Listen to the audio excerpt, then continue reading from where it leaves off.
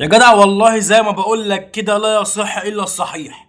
مش هينفع حد يلبس رقم 22 22 بتاع اسطوره ابو تريكه الا امام عاشور. اول ما نزل اسيست وهدف، يلا امشي امشي اضربه تعظيم سلام، يلا ده احنا من غيره كنا ملط. على الحلال من دين، احنا من غيره كنا بنعاني. مفيش اللي ما في حد كان بيعمل اسيست ولا شوطه من بره ال 18 ولا اي حاجه، ده احنا كنا جربانين. الحمد لله على السلامه يا سطور. يا جماعه، انا عايز اقول لحارس المرمى غير اسمك عشان مفيش حديد. انا شايف بلاستيك. انا شايف قماش. انا شايف، بص، شاش، مش شايف اي حاجه. فغار من حديد بقى، شوف لك حاجه ايه مثلا، ايه قماش، حاجه بلاستيك، حاجه خشب كده يعني جو. يا جدعان خلينا بقى نقتنع ونتكلم كلمتين بجد. محمد الشناوي خلاص خلصت.